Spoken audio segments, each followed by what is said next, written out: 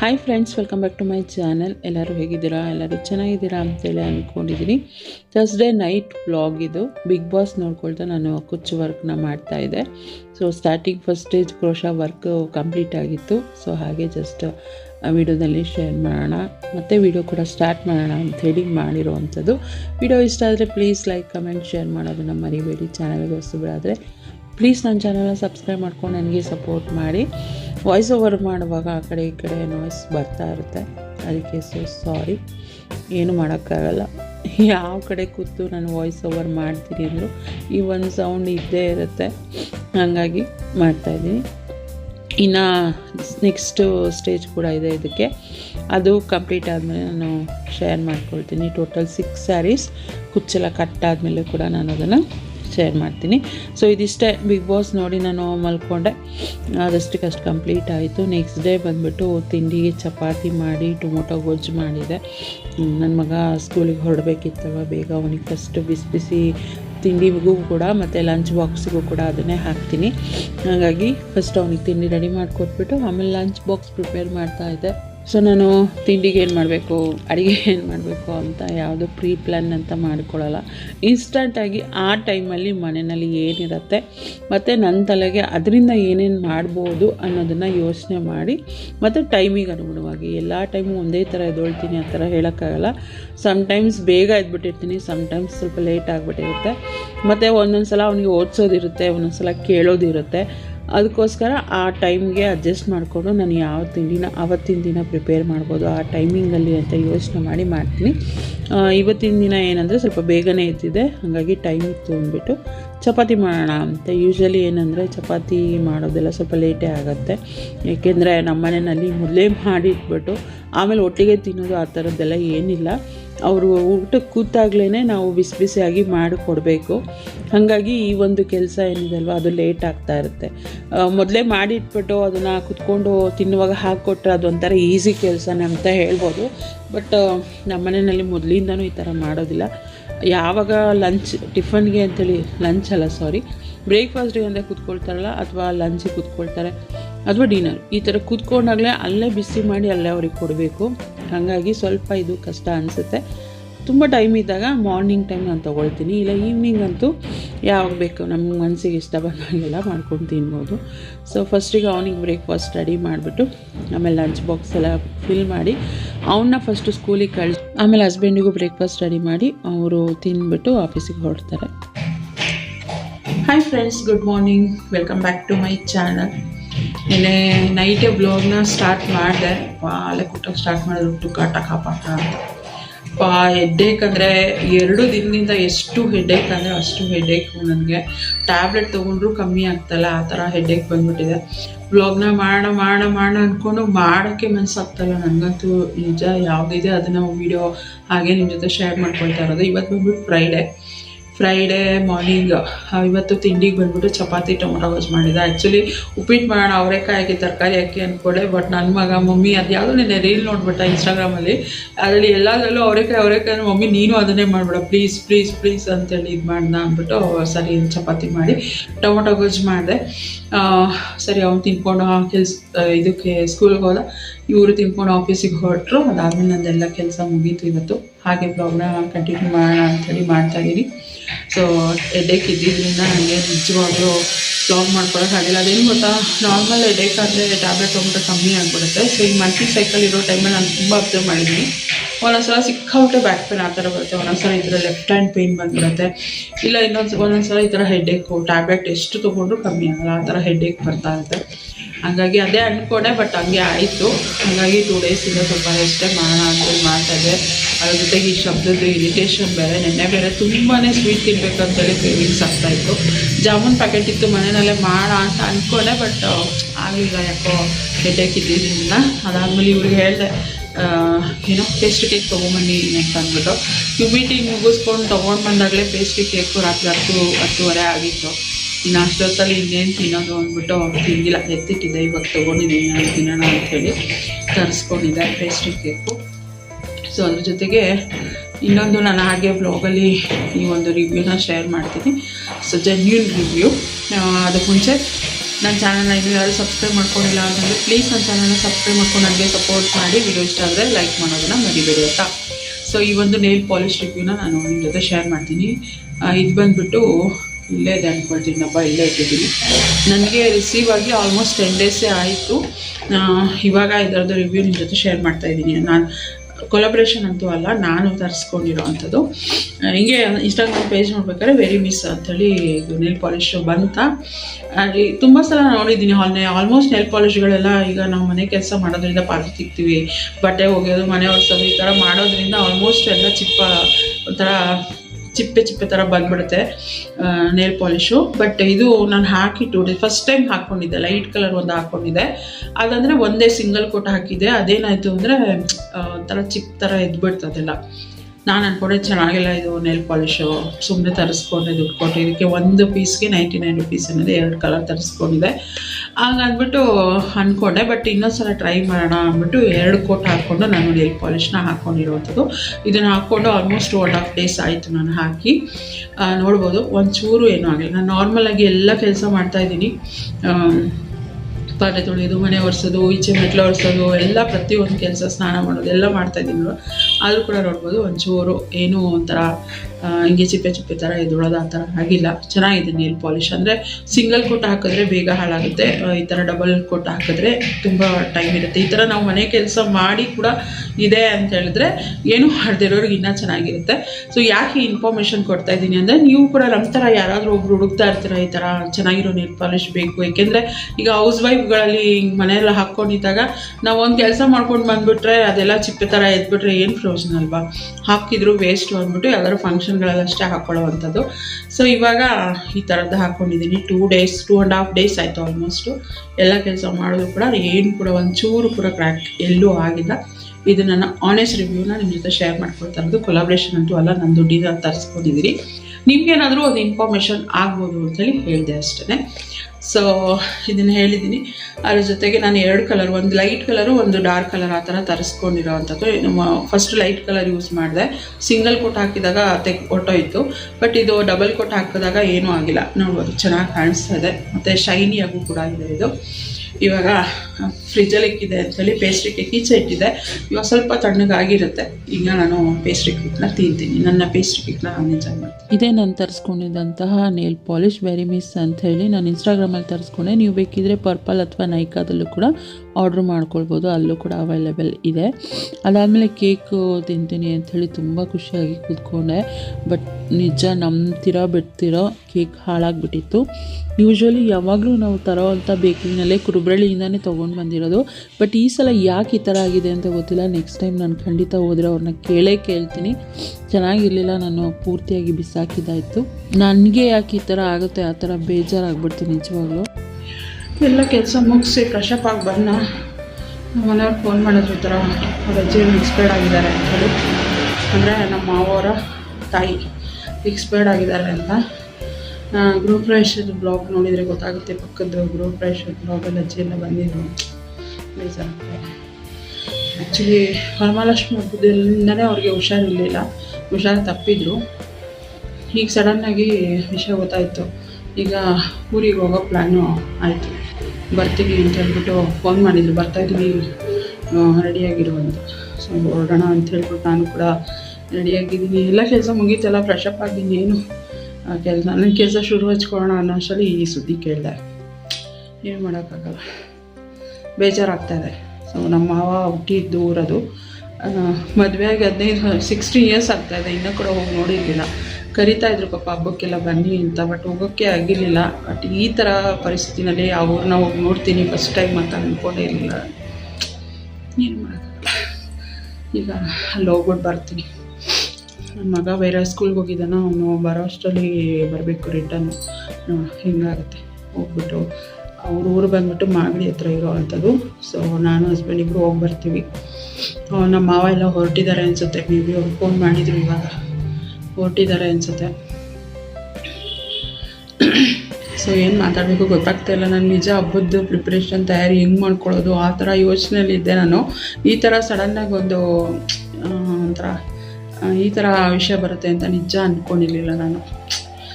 ಏನು ಮಾಡೋಕ್ಕಲ್ಲ, ನಾವು ಅಂದ್ಕೊಳ್ಳೋದೇ ಒಂದು ಆಗೋದು ಅಷ್ಟೇ. ಇವರೇ ನಮ್ಮ ಅಜ್ಜಿ ಎಕ್ಸ್ಪೈರ್ಡ್ ಆಗಿದ್ದಂಥದ್ದು. ಲಾಸ್ಟ್ ಇಯರ್ ಗ್ರೂಪ್ ರಶಕ್ಕೆ ಬಂದಾಗ ಅವ್ರ ಜೊತೆ ಒಂದು ಫೋಟೋ ತೆಕ್ಕೊಂಡಿದ್ದೆ, ಅದು ಒಂದು ಮೆಮೊರಿಯಾಗಿ ನಾನು ವಿಡಿಯೋದಲ್ಲಿ ಶೇರ್ ಮಾಡ್ತಾಯಿದ್ದೀನಿ. ಸೊ ನಾನು ಹಸ್ಬೆಂಡು ಹೊರಟು ಮಾಗಡಿ ತಲುಪಿದಾಗಲೇ ಆಲ್ಮೋಸ್ಟ್ 1 o'clock ಆಗಿತ್ತು. ಅವ್ರಿಗೂ ಕೂಡ ಹೊಟ್ಟೆ ಹಶ್ವಾಗ್ತಾಯಿತ್ತು. ಬೆಳಗ್ಗೆ ತಿಂಡಿ ಕೂಡ ಕಮ್ಮಿ ತಿಂದಿದ್ರು ಅಂದ್ಬಿಟ್ಟು ಹೋಗ್ತಾ ಹಾಗೆ ಊಟ ಮಾಡಿಕೊಂಡೇ ಹೋಗೋಣ ಅಂಥೇಳಿ ಅಲ್ಲೇ ಇದ್ದಂಥ ಮಾಗಡಿನಲ್ಲಿರೋವಂಥ ಹೋಟೆಲಲ್ಲಿ ನಾನು ಇಡ್ಲಿ ಮತ್ತು ಪೈನಾಪಲ್ ಜ್ಯೂಸ್ ತೊಗೊಂಡೆ. ಅವರು ವೆಜಿಟೇಬಲ್ ಬಾತ್ ತಿಂದರು. ಸೊ ಇದೇ ಹೋಟೆಲಲ್ಲಿ ನಾವು ಊಟ ಮಾಡಿದ್ದು. ಅಲ್ಲಿಂದ ಊರಿಗೆ ಹೋದ್ಮೇಲೆ ನಾನು ಅಲ್ಲೇನು ವೀಡಿಯೋ ಎಲ್ಲ ಮಾಡ್ಕೊಳ್ಳಿಲ್ಲ.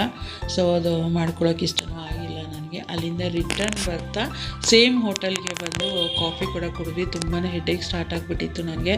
ಸೊ ಜಸ್ಟ್ ಒಂದು ರಿಫ್ರೆಶ್ಮೆಂಟ್ಗೆ ಒಂದು ಕಾಫಿ ಕುಡ್ಕೊಂಡು ಹೋಗೋಣ ಅಂಥೇಳಿ ಅದೇ ಹೋಟೆಲ್ಗೆ ಹೋಗಿದ್ವಿ.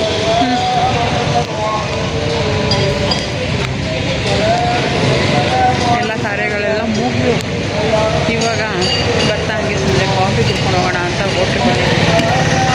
ಇದೇ ಹೋಟ್ಲು, ಸೇಮ್ ಹೋಟ್ಲಿಗೆ ಬಂದು ಕಾಫಿ ಕುಡ್ಕೊಂಡು ಹೊರಡ್ತಾ ಇದ್ವಿ.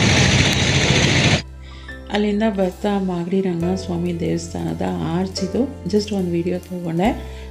ಈ ದೇವಸ್ಥಾನಕ್ಕೆ ನಾನು ಹೋಗಿರೋದು ಚಿಕ್ಕುಡಿ ಒಂದು 2-3 years ಅಂತ ಅಂದ್ಕೊಳ್ತೀನಿ. ಸೊ ನನ್ನ ಸೋದರತ್ತೆ ಮದುವೆ ಅದೇ ದೇವಸ್ಥಾನದಲ್ಲೇ ಆಗಿದ್ದಂಥದ್ದು. ಆವಾಗ ಅಷ್ಟೊಂದು ಬುದ್ಧಿ ಇಲ್ಲ, ಬಟ್ ಫೋಟೋಸ್ ನೋಡಿದಾಗ ಆ ಒಂದು ದೇವಸ್ಥಾನದಲ್ಲಿ ಆಗಿದ್ದು ಅಂಥೇಳಿ ನೆನಪು ಬರುತ್ತೆ ಅಷ್ಟೇ. ಸೊ ಹೋಗೋಣ ಅಂತ ಅಂದ್ಕೊಂಡಿದ್ದೀವಿ ಆ ಒಂದು ದೇವಸ್ಥಾನಕ್ಕೆ. ಗೊತ್ತಿಲ್ಲ ಯಾವಾಗ ಅದೃಷ್ಟ ಸಿಗುತ್ತೆ ಅಂಥೇಳಿ. ಸೊ ಟೈಮ್ ಬಂದ್ಬಿಟ್ಟು 8 ಗಂಟೆ ಆಗ್ತದೆ. ಇವಾಗ ಬಂದು ಫ್ರೆಶಪ್ ಆಗಿ ಕುತ್ಕೊಂಡಿದ್ದೀನಿ. ಥಂಡಿನಲ್ಲಿ ಬಂದಿದ್ದಕ್ಕೂ ಅದಕ್ಕೂ ಇದೆ ನೋಡಮ್ಮ, ಆ ಡಬ್ಬದೊಳಗಡೆ ಇದೆ ನೋಡಿ, ಅದೇ ಆ ಡಬ್ಬ, ಬ್ಲೂ ಡಬ್ಬ, ಆ ಉಪ್ಪಿಂದು ಜರಡಿ ಪಕ್ಕದ ಇರ್ಬೇಕು ನೋಡು. ಇಲ್ವಾ?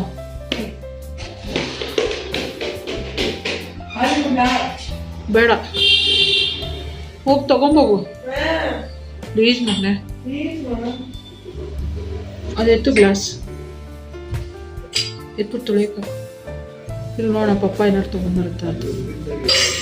ಎಲ್ಲ ಬಂದಿದ್ದು ಚಳಿಗೂ ಅದಕ್ಕೂ ಸ್ನಾನ ಮಾಡಿದ ತಕ್ಷಣ ಫುಲ್ಲು ನಡ್ಕೊ ಬಂದ್ಬಿಟ್ಟು ಶಿವರ್ ಆಗ್ಬಿಟ್ಟೆ. ಸಖತ್ತು ಹೇಳ್ಬೇಕು ಅಂತಂದರೆ ಎಷ್ಟು ಥಂಡಿ. ಜೊತೆಗೆ ಬರ್ತಾ ಎಲ್ಲೂ ಕೂಡ ಲೈಟ್ ಇಲ್ಲ. ಆ ಕಡೆ ಮಾಗಡಿ ರೋಡ್ ಕಡೆ ಲೈಟೇ ಇಲ್ಲ. ಭಯ ಆಗ್ತಾಯಿತ್ತು ನನಗೆ. ಫಸ್ಟ್ ಟೈಮ್ ಟ್ರಾವೆಲಲ್ಲಿ ನಾನು ಭಯ ಪಟ್ಟಿರೋದು. ಅಂದರೆ ಒಂಥರ ಏನೋ ನೆಗೆಟಿವ್ ಥಾಟ್ಸ್ ಅಂತಲೇ ಬರ್ತಾಯಿತ್ತು ಮೈಂಡಲ್ಲಿ. ಒಂಥರ ಲೈಟ್ ಇಲ್ಲ, 2 wheeler ಗಾಡಿ ಅಲ್ಲೊಂದು ಇಲ್ಲೊಂದು ಬರ್ತಾಯಿದೆ, ಏನೋ ನಡೀತಾ ಇದೆ ಅಲ್ಲ, ಆಲ್ಟ್ರೇಷನ್ ಕೆಲಸಗಳು, ರೋಡ್ ಸರಿ ಇಲ್ಲ. ಒಂದೊಂದು ಕಡೆ ಎಲ್ಲ ಕಡೆ ಆಲ್ಮೋಸ್ಟ್ ಒಂದು 80% ರೋಡ್ ಚೆನ್ನಾಗಿದೆ, ಇನ್ನೊಂದು 20% ರೋಡ್ ಬೇರೆ ಸರಿ ಇರಲಿಲ್ಲ. ಅಲ್ಲಿ ಬೇರೆ ಒಂದು ಕಡೆ ನಮಗೆ ಡಿವಿಯೇಷನ್ ಚೇಂಜ್ ಆಗಿಬಿಡ್ತು. ಸೊ ತಲೆ ಕೆಟ್ಟೋಯ್ತು. ಒಂಥರ ಭಯ ಆದಂಗೆ ಆಯಿತು ನನಗೆ. ಫಸ್ಟ್ ಆಫ್ ಆಲ್ ಹೇಳಬೇಕು, ಒಂಥರ ಭಯ ಥರ ಅನಿಸ್ಬಿಡ್ತು ನನಗೆ. ಫಸ್ಟ್ ಟೈಮ್ ನಾನು ಈ ಥರ ಹೆದರ್ಕೊಂಡಿರೋದು. ಅಂದರೆ ಏಕೆಂದರೆ ಯೂಶ್ವಲಿ ನಾವು ಈ ಕಡೆ ರಾಮನಗರ ಹೈವೇ ಕಡೆ ಬಂದಿದ್ದೀವಿ ನಾವು, ಮೈಸೂರು ಹೈವೇ ರೋಡಲ್ಲಿ. ಅಲ್ಲಂದರೆ ಎಲ್ಲ ಕಡೆ ಲೈಟ್ ಇದೆ, ಅಷ್ಟೊಂದಿನ ಭಯ ಆ ಥರದ್ದೆಲ್ಲ ಅನಿಸಲ್ಲ.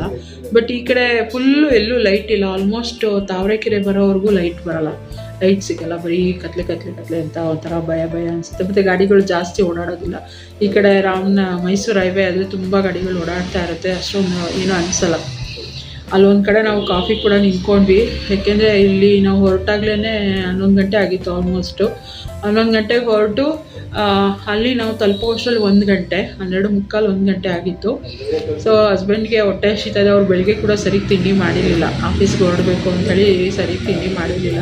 ಇನ್ನು ಅಲ್ಲಿ ಹೋದರೆ ಈಗ ಸಾವಿನ ಮನೆಯಲ್ಲಿ ತಿಂಡಿ ಊಟ ಅದೆಲ್ಲ ಯಾವುದೂ ಇದು ಮಾಡಲ್ಲ. ಸೊ ಹಂಗಾಗಿ ಅವರು ನನಗೆ ವೆಯ್ಟ್ ಮಾಡೋಕ್ಕಾಗಲ್ಲ, ತಿನ್ಕೊಂಡು ಹೋಗ್ಬಿಡೋಣ ಅಂತ ಹೋಟ್ಲಿಗೆ ಹೋಗ್ಬಿಟ್ಟು ಅಲ್ಲಿ ಊಟ ಮಾಡಿಕೊಂಡು ಹೋಗಿದ್ದು. ಅಲ್ಲಿಂದ ಒಂದು 20 minutes ಆಗುತ್ತೆ ನಮ್ಮ ಮಾವನೂರಿಗೆ. ಫಸ್ಟ್ ಟೈಮ್ ಹೋಗಿದ್ದು. ಮದುವೆಯಾಗಿ 16 years ಆಗ್ತಾಯಿದೆ ಇವಾಗ.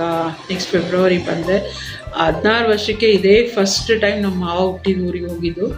ಬಟ್ ಚೆನ್ನಾಗಿದೆ, ಊರು ಮಾತ್ರ ತುಂಬಾ ಚೆನ್ನಾಗಿದೆ, ನೀಟಾಗಿ. ತುಂಬ ಇಷ್ಟ ಆಯಿತು ನನಗೆ, ಆ ಒಂದು ಅಟ್ಮಾಸ್ಫಿಯರ್ ಇಷ್ಟ ಆಯಿತು. ಬಟ್ ಈ ಥರ ಸಿಚುವೇಷನಲ್ಲಿ ನಾನು ಆ ಥರ ಊರನ್ನ ನೋಡ್ತೀನಿ ಅಂತ ಅಂದ್ಕೊಂಡಿರಲಿಲ್ಲ. ಏನು ಮಾಡೋಕ್ಕಾಗಲ್ಲ. ಯಾವ್ಯಾವ ಟೈಮಲ್ಲಿ ಏನೇನು ಆಗಬೇಕೋ ಅದು ಹಾಗೇ ಆಗುತ್ತೆ. ಹೋಗಿ ಅಜ್ಜಿದು ರಿಚುವಲ್ಸ್ ಎಲ್ಲ ಏನಿದೆ ಅದೆಲ್ಲ ಮುಗಿಸಿ ಅಲ್ಲಿಂದ ಹೊರಡೋ ಅಷ್ಟು ಅದು ಏನಂತ ಹೇಳಿದ್ರೆ ಊರಿಂದ ಬರೋರೆಲ್ಲ ತುಂಬ ಜನ ಇದ್ದರು. ಜೊತೆಗೆ ಮಧ್ಯಾಹ್ನ 3 ಗಂಟೆಯಿಂದ 4:15ವರೆಗೂ ಏನೋ ಯಮಗಂಡ ಕಾಲ ಕೂಡ ಇತ್ತು. ಹಾಗಾಗಿ ಅದೆಲ್ಲ ಮುಗಿದ ಮೇಲೇ ಮಾಡೋಣ ಅಂಥೇಳಿ ಊರವರೆಲ್ಲ ಡಿಸೈಡ್ ಮಾಡಿಬಿಟ್ಟು ಸೊ 4:30 ಆದಮೇಲೆ ಎಲ್ಲ ರಿಚುವಲ್ಸ್ ಸ್ಟಾರ್ಟ್ ಮಾಡಿದ್ರು. ಬೇಗನೆ ಮುಗಿಸಿದ್ರು. ಪಾಪ ಈಗ ರಿಟರ್ನ್ ಬರೋರು ತುಂಬ ಜನ ಇರ್ತಾರೆ. ಆಲ್ಮೋಸ್ಟ್ ಎಲ್ಲ ಗಾಡಿನಲ್ಲೇ ಬಂದಿದ್ದವರಾಗಿದ್ದರಿಂದ ಬೇಗನೆ ಮುಗಿಸಿದ್ರು. ಎಲ್ಲ ಮುಗಿಸಿ ನಾವು ಕೂಡ ದೀಪ ನೋಡ್ಕೊಂಡು ಅಲ್ಲಿಂದ ಹೊರಟು ಬಂದ್ವಿ. ನಾವು ಮಾಗಡಿನಲ್ಲಿ ನಿಯರ್ಲಿ 10 ನಿಮಿಷ ಇರ್ಬೋದೇನೋ ಅಷ್ಟೇ. ನಮ್ಮ ಮಾವ ಇವಾಗ ಅತ್ತೆ ಮಾವ ಅಕ್ಕ ಮಾವ ಎಲ್ಲ ಇವಾಗ ತಲುಪಿದ್ರು ಅಂತ ಅವರು ಕೂಡ ಬಂದಿದ್ದರು. ವೆಂಕಟೇಶ್ ಅಣ್ಣ ಬಂದಿದ್ದರು, ಮತ್ತು ಸ್ವಾಮಿ ಅಣ್ಣ ಬಂದಿದ್ದರು, ಎಲ್ಲರೂ ಬಂದಿದ್ದರು. ಅವರು ನಮ್ಮ ಮಾವ ಇವಾಗ ತಲುಪಿದ್ರಂತೆ. ನಾವು ಸ್ನಾನ ಮಾಡುವಾಗ ಕಾಲ್ ಮಾಡಿದ್ದಾರೆ. ಇವಾಗ ಕಾಫಿ ಮಾಡು ಅಂತ ಹೇಳಿದ್ರೆ ಕಾಫಿ ಪುಡಿ ಇಲ್ಲ ಅಂತ ಹೇಳ್ತಾರೆ. ಹೋಗುತ್ತೋ ತುಂಬ ಶಿಶು ಪ್ಲೀಸು. ನಾನು ಅವಾಗಿಂದ ಊಟ ಮಾಡೋದು ಹೇಳ್ತಾರೆ. ನೀವು ಊಟ ಮಾಡಬೇಡ ಅಂತ ಯಾರು ಹೇಳಿದ್ದು? ಊಟ ತಿನ್ಬೇಡ ಅಂತ ಯಾರು ಹೇಳಿದ್ದು ನಿಂಗೆ? ಅನ್ನ ಇತ್ತಲ್ಲ, ಅನ್ನ ತಿನ್ಬೇಕಿತ್ತು. ಇಲ್ವಾ? ಅನ್ನ ಇದೆ. ಇಲ್ಲ ಅನ್ನಕ್ಕೆ ಇಟ್ಕೋ. ಇವಾಗ ಕಾಫಿ ಕುಡಿದ್ಬಿಟ್ಟು ತಲೆ ಸಿಕ್ಕಾಪಟ್ಟೆ ನೋವ್ತಾಯಿದೆ ನನಗಂತೂ. ಬಿಸಿಲಿಗೆ ಹೋಗಿ ಬಂದಿಕ್ಕೋ, ಧೂಳಿಗೆ ಹೋಗಿ ಬಂದಿಕ್ಕೋ ಗೊತ್ತಿಲ್ಲ, ತುಂಬ ತಲೆ ನೋವ್ತಾ ಇದೆ. ರೆಸ್ಟ್ ಮಾಡ್ತೀನಿ ಅಷ್ಟೇ. ಸೊ ನಾನಂತೂ ಬೆಡ್ಡಿಗೆ ಬಂದ್ಬಿಟ್ಟಿದ್ದೀನಪ್ಪ. ನಿಜ ಎಂಥ ಹೆಡ್ಡೇಕ್ ಅಂತ ಹೇಳಿದ್ರೆ ಅದೇನು ಥಂಡಿಲಿ ಬಂದಿಕ್ಕೋ ಅದಕ್ಕೋ ಏನೋ ಗೊತ್ತಿಲ್ಲ, ಸಖತ್ ಹೆಡ್ಡೇಕ್ ಆಗ್ತಾಯಿದೆ. ನನ್ನ ಮಗ ಕಾಫಿ ಕೂಡ ಮಾಡಿಕೊಟ್ಟ. ನನಗೆ ಖುಷಿ ಆಯಿತು. ಎಲ್ಲರೂ ಹಿಂಗೆ ಹೊರಗಡೆ ಹೋಗಿ ಬಂದಾಗಲ್ಲ ಮಕ್ಕಳು ಇಷ್ಟು ಹೆಲ್ಪ್ ಮಾಡಿಬಿಟ್ರೆ. ಪಾಪ ರೈಸ್ಗೂ ಇಟ್ಟಿದ್ದಾನೆ ಊಟ ಮಾಡಿ ಮಮ್ಮಿ ಅಂತ, ಮತ್ತು ಕಾಫಿ ಕೂಡ ಮಾಡಿಕೊಟ್ಟ. ತುಂಬ ಖುಷಿ ಆಗುತ್ತೆ. ಅನ್ನೋ ಥರ ನಿಜ ಅಮೃತಾಂಜನೆಲ್ಲ ತಿಕ್ಕೊಂಡು ಕಣ್ಣಿಗೆ ತಲೆಗೆಲ್ಲ ಅಮೃತಾಂಜನ ತಿಕ್ಕೊಂಡ್ಬಿಟ್ಟಿದ್ದೀನಿ. ಕಣ್ಣು ಉರಿತಾ ಇದೆ. ಸೊ ಕಾಫಿ ಕೊಟ್ಬಿಟ್ಟು ಅದಾಗ ಕುಡಿದ್ಬಿಟ್ಟು ಊಟ ಮಾಡಿ ಮಲ್ಕೊಂಬಿಟ್ಟು ನನಗೆ ಬಿಗ್ ಬಾಸ್ ನೋಡಬೇಕು ಅಂತ ಕೂಡ ಆಸೆ ಇದೆ. ಅಂದರೆ ಇವಾಗ ಫೈನಲ್ ಸ್ಟೇಜ್ ಅಲ್ವಾ, ಇನ್ನು 1 ವೀಕ್ ಇರುತ್ತೆ ಅಷ್ಟೇ. ಇನ್ನು ನೆಕ್ಸ್ಟ್ ವೀಕಲ್ಲಿ ಮುಗಿದೋಗುತ್ತೆ. ನನಗೆ ಬಿಗ್ ಬಾಸ್ ಕೂಡ ನೋಡಬೇಕು ಅಂತ ಆಸೆ. ಬಟ್ ಸೇಮ್ ಟೈಮ್ ನಂಗೆ ತಲೆನೋವು ಇರೋದ್ರಿಂದ ಕಣ್ಣು ಬಿಡೋಕ್ಕಾಗ್ತಾಯಿಲ್ಲ. ಏನು ಮಾಡೋದು ನೋಡ್ತೀನಿ. ಇವಾಗ ಕಾಫಿ ಕುಡಿದ್ಬಿಟ್ಟು ಸ್ವಲ್ಪ ಇನ್ನೂ ಟೈಮ್ ಬಂದುಬಿಟ್ಟು 8:30 ಏನೋ ಆಗ್ತಾಯಿದೆ. ಇನ್ನು 1 ಅವರ್ ಟೈಮ್ ಇದೆ. ಕಾಫಿ ಕುಡಿದ್ಬಿಟ್ಟು ಒಂದು ಸ್ವಲ್ಪ ಊಟ ತಿಂದಮೇಲೆ ಕಾಫಿ ಕುಡಿಯೋಣ ಅಂದ್ಕೊಂಡಿದ್ದೆ. ಬಟ್ ಅವ್ರು ಮಾಡಿಬಿಟ್ಟಿದ್ದಾರೆ ಅಂತ ಕುಡಿತಾ ಇದ್ದೀನಿ. ಒಂದು ಮಾತ್ರೆ ಹಾಕ್ಕೊಂಡು 1 ಅವರ್ ಮಲಗ್ತೀನಿ.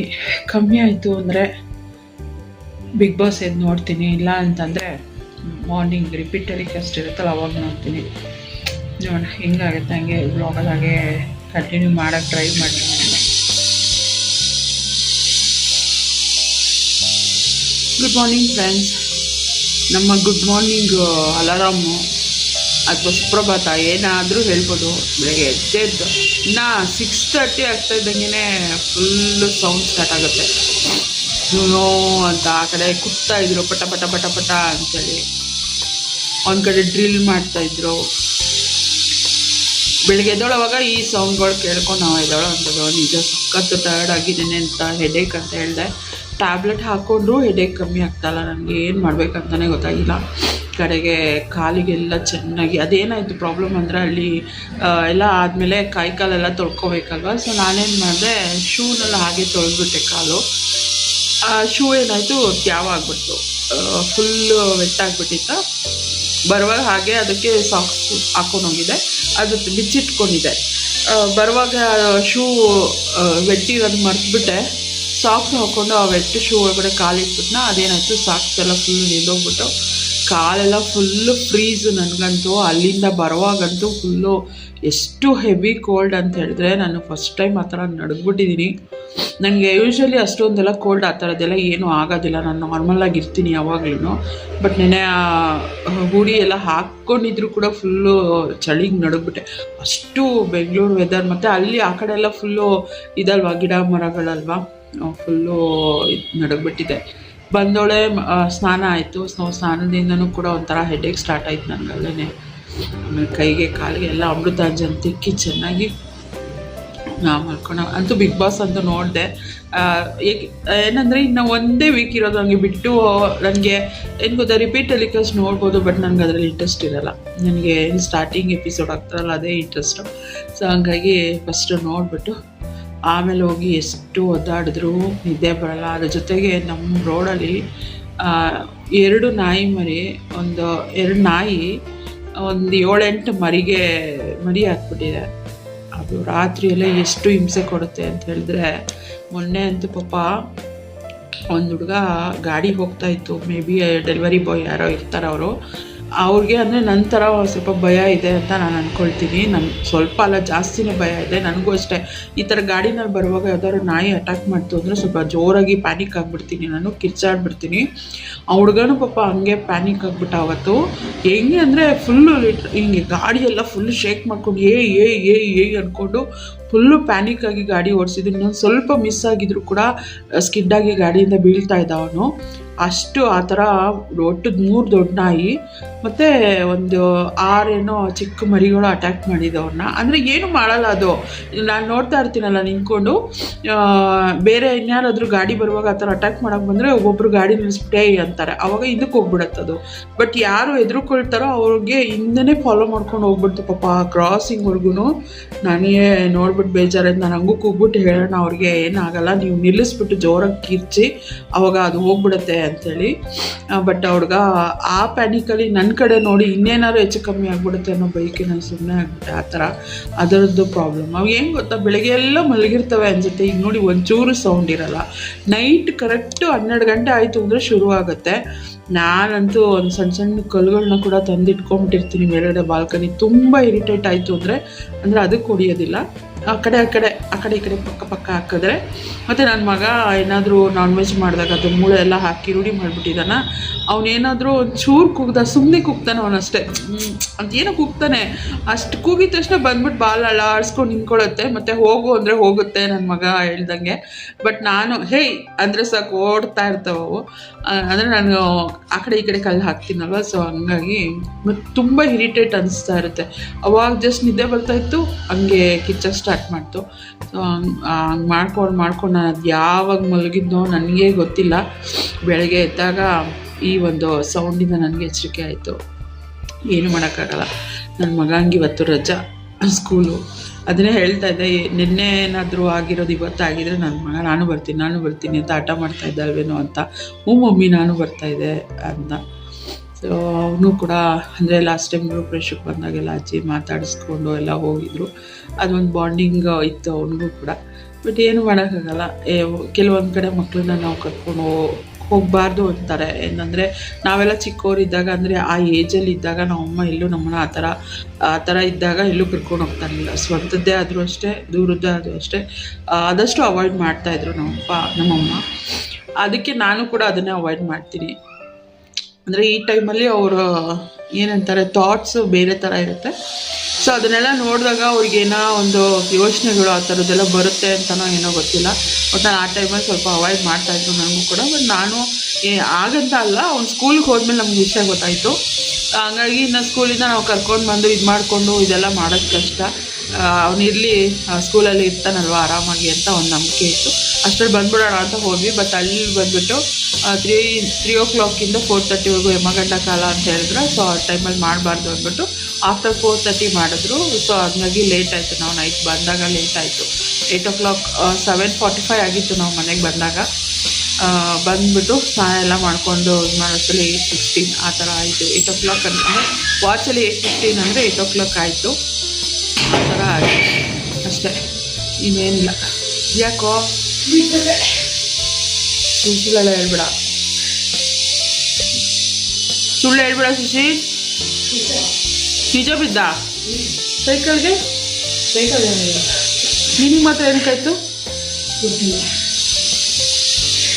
ತಮಾಷೆ ಮಾಡಬೇಡ ಶಶಿ, ತಮಾಷೆಗೂ ಒಂದು ಮಿತಿ ಇದೆ ಕಣೋ. ನೋಡಾ, ಡ್ಯಾನ್ಸ್ ಮಾಡ್ತಾನೆ. ಸೊ ಅದೇನು ಡಿಮಾರ್ಟಿಂದ ರೇಷನ್ ಎಲ್ಲ ತೊಗೊಂಡು ಬಂದಿರೋದು ಹಂಗೆ ಇಟ್ಟಿದ್ದೀನಿ. ನಾನು ಏನು ಅಂದ್ಕೊಂಡಿದ್ದೆ ಗೊತ್ತಾ, ಡಬ್ಬಗಳನ್ನೆಲ್ಲ ತೊಳೆದ್ಬಿಟ್ಟು ಆಮೇಲೆ ರೇಷನ್ ಫಿಲ್ ಮಾಡೋಣ ಅಂತೇಳಿ ಅಂದ್ಕೊಂಡಿದ್ದೆ. ಯಾಕೆಂದರೆ ಮಂಡೆಯಿಂದ ಸ್ವಲ್ಪ ಕ್ಲೀನಿಂಗ್ ಮಾಡ್ತೀನಿ ಅಂತ ಅಂದ್ಕೊಂಡಿದ್ನಲ್ವ. ಹಂಗಾಗಿ ಆ ಡಬ್ಬಗಳೆಲ್ಲ ತೊಳೆದು ಫಿಲ್ ಮಾಡ್ಕೊಳ್ಳೋಣ, ರೇಷನ್ ಎಲ್ಲ ಖಾಲಿಯಾಗಿದೆ ಅಲ್ವಾ ಅಂತ ಅಂದ್ಕೊಂಡಿದ್ದೆ. ಅಷ್ಟರಲ್ಲಿ ಈ ಥರ ಆಯಿತು. ನೀವು ಕ್ಲೀನ್ ಮಾಡಲೇಬೇಕು. ಕ್ಲೀನ್ ಮಾಡಿಬಿಟ್ಟು ಎಲ್ಲ ಮಾಡ್ಕೊಳ್ತೀನಿ. ಮತ್ತು ಹಬ್ಬ ಮಾಡೋಂಗಿಲ್ಲ, ಅದೊಂದು ಬೇಜಾರಾಯಿತು. ಫಸ್ಟು ಮೊದಲನೇ ಹಬ್ಬ ನಾನು ಅಂದ್ಕೊಂಡಿದ್ದೆ ಆ್ಯಕ್ಚುಲಿ ನನಗೆ ಮಂತ್ಲಿ ಪ್ರಾಬ್ಲಮ್ ಇತ್ತು. ಅಯ್ಯೋ ಹೆಂಗಪ್ಪ ದೇವ್ರನ್ನ ತೊಳಿದೆ, ಇವ್ರಿಗೇನೋ ಪೂಜೆ ಮಾಡೋ ಅಂದರೆ ಹಾಗೆ ಹೂವು ಇಟ್ಬಿಟ್ಟೆಲ್ಲ ಪೂಜೆ ಮಾಡಿಬಿಡ್ತಾರೆ, ಬಟ್ ದೇವ್ರು ತೊಳೆಯೋದು ಅದೆಲ್ಲ ಮಾಡೋದಿಲ್ಲ. ಹೆಂಗೆ ಮಾಡೋದಪ್ಪ ಅಂತೇಳಿ ಅಂದ್ಕೊಂಡಿದ್ದೆ. ಅದು ಕ್ಲಿಯರ್ ಆಯಿತು, ಖುಷಿ ಆಯಿತು ನನಗೆ. ಅದು ಕ್ಲಿಯರ್ ಆಗಿಬಿಡುತ್ತಲ್ಲ, ನಾನು ಇನ್ನು ಮನೆ ಕ್ಲೀನಿಂಗ್ ಎಲ್ಲ ಮಾಡ್ಕೊಂಡು ಆರಾಮಾಗಿ ಮಾಡ್ಬೋದು ಅಂತ ಆ ಥರ ಒಂದು ಥಿಂಕಿಂಗಲ್ಲಿದೆ. ಬಟ್ ಇದು ಒಂಥರ ನಮಗೆ ಅನ್ಫಾರ್ಚುನೇಟಾಗಿ ಬಂದಿರೋವಂಥ ಸುದ್ದಿ ಇದು. ನಾನು ಅಂದ್ಕೊಂಡೇ ಇರಲಿಲ್ಲ, ಇದನ್ನು ಗೆಸ್ಸು ಕೂಡ ಮಾಡಿರಲಿಲ್ಲ. ವರಮಹಾಲಕ್ಷ್ಮಿ ಹಬ್ಬದಲ್ಲಿ ಮಾಡಿದ್ದೆ, ಏಕೆಂದರೆ ಆ ಟೈಮಲ್ಲಿ ಅವರಿಗೆ ಸ್ಟ್ರೋಕ್ ಆಗಿತ್ತು. ಸೊ ಸ್ಟ್ರೋಕ್ ಆದಾಗ ಏನಾರು ಆಗ್ಬೋದು ಹೆಚ್ಚು ಕಮ್ಮಿ, ವರಮಹಾಲಕ್ಷ್ಮಿ ಹಬ್ಬ ಮಾಡೋಂಗಿಲ್ವೇನೋ, ನಿಂತೋಗುತ್ತೆ ಆ ಥರ ಅಂದ್ಕೊಂಡಿದ್ದೆ. ಬಟ್ ಅವಾಗೇನೂ ಆಗಿಲ್ಲ, ಅವ್ರು ಚೇತರಿಸ್ಕೊಂಡು ಒಂದು 6-7 ಮಂತ್ಸ್ ಆಯಿತು. ಇವಾಗ ಈ ಥರ ಆಗಿದೆ. ಎಷ್ಟು ವಯಸ್ಸು ಆಗಿರ್ಬೋದು, ಒಂದು 85 ಆ ಥರ, 85 ವರ್ಷ ಆಗಿರ್ಬೋದು, 85 ಇಯರ್ಸ್. ನಮ್ಮ ಮಾವನಿಗೆ ಅಮ್ಮ ಆಗಬೇಕು. ನಮ್ಮ ಮಾವನಿಗೆ ಇವಾಗ ಆಲ್ಮೋಸ್ಟ್ 75 ಆಗಿದೆ. ಅವರಮ್ಮ ಗೊತ್ತಿಲ್ಲ ಎಷ್ಟು ಏಜ್ ಇರ್ಬೋದು ಅಂಥೇಳಿ. ಆಗಿನ ಕಾಲದವರೆಲ್ಲ ಏಜ್ ಅದನ್ನೆಲ್ಲ ಏನು ಇವಾಗಿನವರು ಟೈಮಿಂಗ್ಸು ಮತ್ತು ಹುಟ್ಟಿದ ದಿನ, ಆ ಟೈಮ್ ಸೆಕೆಂಡ್ ಎಲ್ಲ ಬರೆದಿಟ್ಕೋತೀವಿ. ಬಟ್ ಆಗಿನ ಕಾಲದಲ್ಲಿ ಆ ಥರದ್ದೆಲ್ಲ ಏನಿಲ್ಲ. ಏನು ಹೇಳ್ತಾಯಿದ್ರು ಅಂದರೆ ಗೊತ್ತಾ, ಇದ್ರ ದಿನ ಶಿವರಾತ್ರಿ ಅಮಾವಾಸ್ಯೆ ದಿನ ಹುಟ್ಟಿದ್ದು ನೀನು, ಗೌರಿ ಹುಣ್ಣಿಮೆ ದಿನ ಹುಟ್ಟಿದ್ದು ನೀನು, ಹಿಂಗೆ ಹೇಳೋರು. ಅವಾಗ ಗಾಂಧಿ ಜಯಂತಿ ದಿನ ಹುಟ್ಟಿದ್ದು ಹೀಗೆ ಏನೋ ಒಂದು ಯಾವುದೋ ಒಂದು ಪರ್ಟಿಕ್ಯುಲರ್ ಹಿಂದೆ ಮುಂದೆ ತಗೊಂಡು ಹೇಳ್ತಾಯಿದ್ರು ಅಷ್ಟೇ. ಬಟ್ ಅಷ್ಟು ಏಜ್ ಆಗೋವರೆಗೂ ಅವರು, ಅಂದರೆ ಈ ಸ್ಟ್ರೋಕ್ ಆಗೋವರೆಗೂ ಅವರು ಆರಾಮಾಗಿ ಅವರು ಇದ್ರಂತೆ.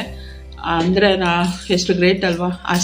ಈಗಿನ ಕಾಲದವರು ಆ ಏಜ್ವರೆಗೂ ಹಂಗಿದ್ದು ಬಿಟ್ರೆ ಯಪ್ಪ ಪ್ರಳಯನೇ ಆಗಿಬಿಡುತ್ತೇನೋ ಗೊತ್ತಿಲ್ಲ. ನನ್ನ ಮಗ ಈ ಏಜ್ಗೆ ಅವನಿಗೆ ಸೊಂಟ ಇಲ್ಲ.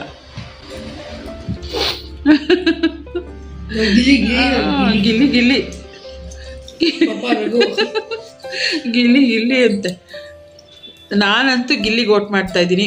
ನೀವು ಯಾರಿಗೆ ಓಟ್ ಮಾಡ್ತಾಯಿದ್ದೀರ ಅಂತ ನನಗೆ ಕಮೆಂಟ್ ಮಾಡಿ ಆಯಿತಾ. ಪರ್ಸ್ನಲಾಗಿ ನನಗೆ ಗಿಲ್ಲಿ ಆಡ್ತಾ ಇರೋ ಆಟ ನನಗೆ ತುಂಬಾ ಇಷ್ಟ ಆಯಿತು. ಅವ್ನು ಕೊಡ್ತಾ ಇರೋವಂಥ ಟಾಂಟ್ ಇರ್ಬೋದು, ಅವ್ನು ಮಾಡ್ತಾ ಇರೋ ಸಣ್ಣ ಪುಟ್ಟ ಜೋಕ್ ಇರ್ಬೋದು, ಮತ್ತು ಅವನು ಟಾಸ್ಕಲ್ಲಿ ಇಲ್ಲ ಅಂತ ಹೇಳ್ತಾರೆ. ಬಟ್ ಅವನು ಆ ಟಾಸ್ಕಲ್ಲಿ ಆಗ್ತಾರೋ ಎಫೆಕ್ಟ್ ಅಂತೂ ಎಫರ್ಟು ತುಂಬ ಚೆನ್ನಾಗಿದೆ. ಎಫರ್ಟ್ ಆಗ್ತಾ ಇದ್ದಾನೆ, ಬಟ್ ಅವ್ನಿಗಲ್ಲಿ ವಿನ್ ಸಿಗ್ತಾ ಇಲ್ಲ ಅಷ್ಟೇ. ಅದು ಬಿಟ್ಟರೆ ಎಫರ್ಟ್ ಅಂತೂ ಆಗ್ತಾ ಇದ್ದಾನೆ ಅವನು. ಸ್ಟಾರ್ಟಿಂಗ್ ಸ್ವಲ್ಪ ಸಿಲ್ಲಿಯಾಗಿ ಆಡ್ತಾ ಇದ್ದ ಟಾಸ್ಕ್ ವಿಷಯದಲ್ಲಿ, ಬಟ್ ಇವಾಗ ಎಫರ್ಟ್ ಆಗ್ತಾ ಇದ್ದಾನೆ ಅವನು. ಮೊನ್ನೆ ಕಾವ್ಯಗೆ ಹೆಲ್ಪ್ ಮಾಡಿದಾಗಲೂ ಕೂಡ ತುಂಬ ಫಾಸ್ಟಾಗಿ ಅವನು ಎಲ್ಲ ತಂದು ಕೊಟ್ಟ. ಚೆನ್ನಾಗಿ ಎಫರ್ಟ್ ಆಗ್ತಾ ಇದ್ದಾನೆ ಆಟದಲ್ಲೂ ಕೂಡ. ಅದು ಬಿಟ್ಟು ಮಿಕ್ಕಿದೆಲ್ಲದರಲ್ಲೂ ಅವರು ಒಂದು ಟ್ರಿಗರ್ ಮಾಡೋದ್ರಿಂದ ಹಿಡಿದು ಒಂದು ಏನು ಹೇಳ್ತಾರೆ ಎಂಟರ್ಟೈನ್ಮೆಂಟ್, ಇರಿಟೇಟ್ ಎಲ್ಲನೂ ಚೆನ್ನಾಗಿ ಮಾಡ್ತಾ ಇದ್ದಾನೆ. ಸೊ ಹಾಗಾಗಿ ನಾನು ಗಿಲ್ಲಿಗೆ ಓಟ್ ಹಾಕಿದ್ದೀನಿ ಈ ಸಲ. ನನ್ನ ಮಗ ಕೂಡ ಗಿಲ್ಲಿಗೆ ಓಟ್ ಹಾಕಿರೋದು ಅಲ್ಲನಾ. ಅಂದರೆ ಅವ್ರ ಅಪ್ಪನ ಮೊಬೈಲಿಂದ ಗಿಲ್ಲಿಗೆ ನಮ್ಮನೆಯವರು ಓಟ್ ಹಾಕಲ್ಲ, ಸುಮ್ಮನೆ ನೋಡ್ತಾರೆ ಅಷ್ಟೇ. ಅವ್ರು ಎಂಟರ್ಟೈನ್ಮೆಂಟ್ ತೊಗೋತಾರೆ, ಓಟ್ ಹಾಕಲ್ಲ. ಹಾಗಾಗಿ ಅವ್ರ ಮೊಬೈಲಿಂದ ನನ್ನ ಮಗ ಗಿಲ್ಲಿಗೆ ಓಟ್ ಹಾಕಿದ್ದಾನೆ, ನನ್ನ ಮೊಬೈಲಿಂದ ನಾನು ಗಿಲ್ಲಿಗೆ ಓಟ್ ಹಾಕಿದ್ದೀನಿ. ಹಿಂಗೆ ನಾವೆಲ್ಲ ಗಿಲ್ಲಿ ಫ್ಯಾನ್ಸ್, ಗಿಲ್ಲಿಗೆ ಓಟ್ ಹಾಕಿದ್ದೀವಿ. ನೀವು ಯಾರಿಗೆ ಹಾಕ್ತಾಯಿದ್ದೀರಾ ಅಂತ ಕಮೆಂಟ್ ಮಾಡಿ ಆಯಿತಾ. ಸೊ ನೋಡೋಣ ಇನ್ನು ಮುಂದೆ. ನನ್ನ 99 ಅವ್ನು 99 ಅಂದರೆ 190. ಏನೇ ಆದ್ರೂ ಲೈಫ್ ನಡೀತಾ ಇರಬೇಕು, ಹೋಗ್ತಾ ಇರೋವರೆಗೂ, ಒಬ್ಬ ಮನುಷ್ಯನ ಉಸಿರು ಇರೋವರೆಗೂ ಅವನ ಲೈಫ್ ಏನಿದೆ ಅದು ನಡೀತಾನೆ ಇರುತ್ತೆ. ಆಮೇಲೆಲ್ಲ ಮಿಕ್ಕಿದ್ದು ದೇವರಿಗೆ ಬಿಟ್ಟಿದ್ದು ಅಷ್ಟೇ, ಏನು ಮಾಡೋಕ್ಕಾಗಲ್ಲ. ಸೊ ಬೇಜಾರಾಯಿತು. ಹೋಗ್ಬಿಟ್ಟು ಏನೇನಿದೆ ಎಲ್ಲ ರಿಚುವಲ್ಸ್ನ ಮುಗಿಸಿ ನಾವೆಲ್ಲ ಮನೆಗೆ ಬಂದು ತಲುಪಿದ್ವಿ. ಅನ್ಫಾರ್ಚುನೇಟ್. ಬಟ್ ನಾನೇನೋ ಅಂದ್ಕೊಂಡು ವಿಡಿಯೋ ಸ್ಟಾರ್ಟ್ ಮಾಡಿದೆ, ಬಟ್ ಈ ಥರ ಆಗಿ ಎಂದಾಗುತ್ತೆ ಈ ವಿಡಿಯೋ ಅಂತ ಅಂದ್ಕೊಂಡಿರಲಿಲ್ಲ. ಆಯಿತು. ಸೊ ಇದ್ರ ಜೊತೆಗೆ ಈ ವ್ಲಾಗ್ನ ನಾನು ಇಲ್ಲಿಗೆ ಎಂಡ್ ಮಾಡ್ತೀನಿ. ವಿಡಿಯೋ ಇಷ್ಟ ಆಗಿದ್ರೆ ಪ್ಲೀಸ್ ಲೈಕ್, ಕಮೆಂಟ್, ಶೇರ್ ಮಾಡೋದನ್ನು ಮರಿಬೇಡಿ. ಚಾನಲ್ಗೆ ಹೊಸಬರಾದರೆ ಪ್ಲೀಸ್ ನನ್ನ ಚಾನಲ್ನ ಸಬ್ಸ್ಕ್ರೈಬ್ ಮಾಡ್ಕೊಂಡು ನನಗೆ ಸಪೋರ್ಟ್ ಮಾಡಿ. ಸಿಗ್ತೀನಿ ನೆಕ್ಸ್ಟ್ ವಿಡಿಯೋದಲ್ಲಿ. ಅಲ್ಲಿವರೆಗೂ ಅದನ್ನೇ ನಾನು ಅಲ್ಲಿವರೆಗೂ ಥ್ಯಾಂಕ್ಸ್ ಫಾರ್ ವಾಚಿಂಗ್.